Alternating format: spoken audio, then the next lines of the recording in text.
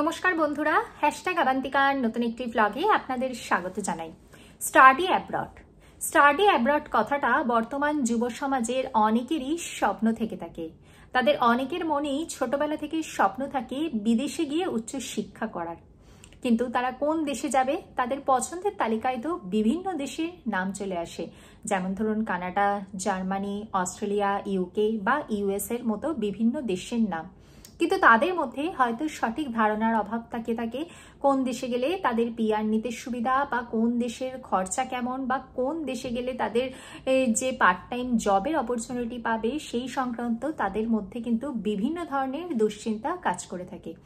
আজকে আমি আবান্তিকা হাজির হয়েছি আপনাদের সামনে। এই ভিডিওর মাধ্যমে আমি তুলে ধরবো যাদের স্বপ্ন স্টাডি অ্যাব্রড, তাদের কতগুলো দেশের নাম বলবো এবং সেই দেশে উচ্চশিক্ষার কি কি সুবিধা রয়েছে, বা সেখানেতে কিভাবে জব পাওয়া যায়, সেখানেতে পিআর এর কি সুযোগ, বা সেখানেতে পার্ট টাইম জবের কতটা সুযোগ, সমস্ত কিছুই আপনাদের সাথে আলোচনা করব। তাই যাদের ভবিষ্যতে স্টাডি অ্যাব্রড এই চিন্তাধারায় যারা বিশ্বাসী, বা স্টাডি অ্যাব্রড বা ড্রিম অ্যাব্রড, তাদের জন্যই এই স্পেশাল ভিডিওটি স্কিপ না করে শেষ পর্যন্ত দেখবেন। ভিডিওটি ভালো লাগলে লাইক করবেন, চ্যানেলটিকে অবশ্যই সাবস্ক্রাইব করবেন। 2025 সালে আপনি পৃথিবীর কোন দেশে গিয়ে উচ্চশিক্ষা করতে চান সেটি সম্পূর্ণভাবেই নির্ভর করছে আপনার উপর। আপনি সমস্ত তথ্য বিভিন্ন ওয়েবসাইট থেকে আপনি নিজে পার্সোনালি কিন্তু অবশ্যই যাচাই করে নেবেন। অযথা কোনো এজেন্সির উপরে কিন্তু বিশ্বাস রাখবেন না। আমি প্রথমেই বলবো কানাডার কথা। কানাডা পিআর ফ্রেন্ডলি একটি কান্ট্রি।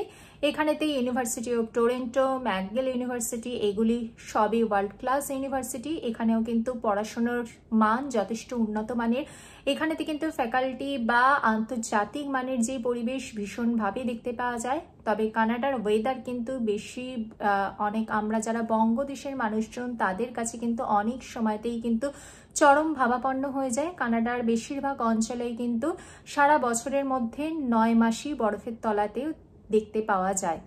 কানাডাতে আপনি ব্যাচেলার, মাস্টার্স, ডিপ্লোমা বা আপনি বিভিন্ন ধরনের কোর্স করতে পারেন এবং এখানেতেও কাজের সুযোগের কিন্তু যথেষ্ট সুযোগ রয়েছে। কানাডার ইউনিভার্সিটিতে অ্যাডমিশনের জন্য অবশ্যই ইউনিভার্সিটি ওয়েবসাইট ফলো করবেন এবং সেই ওয়েবসাইটেতে অবশ্যই স্কলারশিপ কলামটা ফলো করবেন এবং সেখান থেকে দেখে নেবেন স্কলারশিপের সুযোগ কতটা। এই সমস্ত ইউনিভার্সিটিগুলোতে অ্যাডমিশন নিতে গেলে অবশ্যই কিন্তু IELTS এর একটি ভালো মানের মার্কস লাগবে। এর পাশাপাশি এখানেতে একাডেমিক ডকুমেন্টসের মধ্যে SOP লাগবে এবং আপনার সমস্ত ডকুমেন্টস কিন্তু একদম ঠিকভাবে সঠিকভাবে কিন্তু আপনাকে আপলোড করতে হবে। কানাডাতে টিউশন ফিস ব্যাচেলার ডিগ্রিসের জন্য 10 থেকে 20 লাখ টাকা এবং মাস্টার ডিগ্রির জন্য 12 থেকে 22 লাখ এবং লিভিং কস্ট পড়ে প্রায় 7 থেকে 12 লাখ টাকার মতো। এখানেতে লিভিং কস্ট অবশ্যই ডিপেন্ড করে আপনি কানাডার কোন শহরে থাকছেন। এখানেতে সপ্তাহে 20 ঘন্টা পর্যন্ত পার্ট টাইম কাজের সুযোগ দেখতে পাওয়া যায় এবং হলিডেতে ফুল টাইম কাজের সুযোগও দেখতে পাওয়া যায়। ডিগ্রি কমপ্লিট হওয়ার পর PGWP post graduate work permit পাওয়া যায় এবং এই পোস্ট গ্র্যাজুয়েট ওয়ার্ক পারমিটে আপনি 1 থেকে 3 বছর কানাডাতে থেকে কাজের সুযোগ পেতে পারেন এবং কানাডাতে কিন্তু পিআর পাওয়ারও যথেষ্ট সুযোগ রয়েছে। তবে বর্তমানে 2025 সালে দাঁড়িয়ে কখনোই একদম নিশ্চিতভাবে বলা যায় না যে কানাডাতে গিয়ে হায়ার স্টাডিজ করলে আপনি পিআর পাওয়ার দৌড়ে অগ্রাধিকার পাবেন। বর্তমানে 2025 সালে প্রত্যেকটা দেশই অভিবাসী সমস্যায় জর্জরিত। সেক্ষেত্রে কিন্তু পিআর পাওয়ার কিন্তু প্রত্যেকটা দেশেই ভাগ্যের ব্যাপার। কিন্তু কানাডাকে বর্তমানেও পিআর ফ্রেন্ডলি কান্ট্রি হিসেবে ধরা হচ্ছে। সেই হিসেবে যদি বলতে চাই তাহলে কানাডাতে গিয়ে যদি আপনি পিআর নিতে চান তাহলে কিন্তু তার যথেষ্ট সুযোগ বর্তমানে আছে। নেক্সট যে দেশটির কথা বলবো সেই দেশটি হলো ইউকে। ইউকের নামজাদা ইউনিভার্সিটিগুলোর মধ্যে রয়েছে অক্সফোর্ড, কেমব্রিজ এবং ইম্পেরিয়াল কলেজ।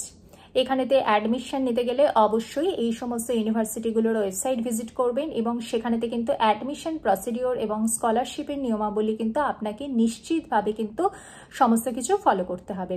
এখানে মাস্টার্স করতে গেলে 15 থেকে 30 লাখ টাকা পর্যন্ত লাগে এবং ব্যাচেলার্স করতে গেলে প্রায় 10 থেকে 25 লাখ টাকা পর্যন্ত লাগে। এখানেতে লিভিং কস্ট যেটা আছে ইউকের, সেটি এক একটি শহরে এক এক রকম। তবে লন্ডনে যদি আপনারা থাকতে চান সেটি ভীষণই এক্সপেন্সিভ হয়ে থাকে। এখানেকার ভিসা প্রসেসিং যেটা সেটা ভীষণই ইজি হয়ে থাকে। অ্যাডমিশন কনফার্ম হলে ইউনিভার্সিটি থেকে CAS আপনাকে কিন্তু নিতে হবে এবং সেই অনুযায়ী আপনাকে ভিসা প্রসেস করতে হবে। এখানেতে সপ্তাহে 20 ঘন্টা পার্ট টাইম কাজের সুযোগ পাবেন এবং ইন্টার্নশিপেরও কিন্তু এখানেতে যথেষ্ট সুযোগ রয়েছে। কোর্স কমপ্লিট হওয়ার পর গ্র্যাজুয়েট রুট ওয়ার্ক ভিসার সুযোগ রয়েছে এবং সেই অনুযায়ী কিন্তু আপনারা এখানেতে কিন্তু বসবাস করতে পারেন। এখানেও কিন্তু কাজের সুযোগ যথেষ্ট দেখতে পাওয়া যায়।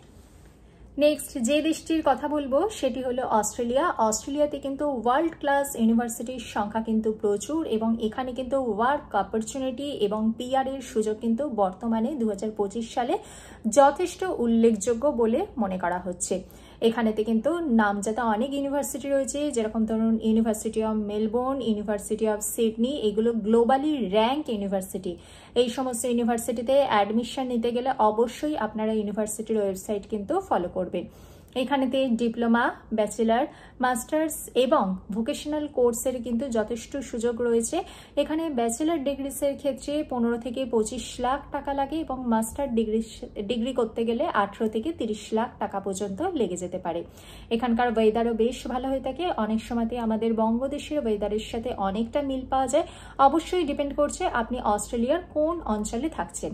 এখানেতে হেলথ ইন্স্যুরেন্স কিন্তু একদম ম্যান্ডেটরি। এখানেতে হেলথ ইন্স্যুরেন্স কে ওভারসিজ স্টুডেন্টসদের জন্য ওভারসিজ স্টুডেন্ট হেলথ কভার বলা হয়ে থাকে, সেটা কিন্তু নেওয়া কিন্তু বাধ্যতামূলক। অস্ট্রেলিয়ার স্টুডেন্ট ভিসা নেওয়ার জন্য কনফার্মেশন অফ এনরোলমেন্ট লাগে এবং তার সাথে ফান্ডসের প্রুফ লাগে এবং ইন্স্যুরেন্সের প্রুফ লেগে যায়। এখানেতে হলিডেতে ফুল টাইম কাজের সুযোগ পাওয়া যায় এবং ক্লাস চলাকালীন সপ্তাহে 20 ঘন্টা কাজের সুযোগ পাওয়া যায়। পড়াশোনা কমপ্লিট হওয়ার পর টেম্পোরারি গ্র্যাজুয়েট ভিসা, যেটি সাব ক্লাস 485, 2 বছর থেকে 4 বছর পর্যন্ত ভ্যালিডিটি থাকে। আপনারা কিন্তু অস্ট্রেলিয়াতে গিয়েও কিন্তু উচ্চশিক্ষা গ্রহণ করতে পারেন। অবশ্যই সমস্তটাই ডিপেন্ড করছে আপনার উপর, কারণ আপনাকেই সেই সমস্ত দেশে গিয়ে উচ্চশিক্ষা করতে হবে, সেখান থেকে কাজের সুযোগ পেতে হবে এবং সেখানে গিয়ে হয়তো আপনাকে থাকতেও হতে পারে।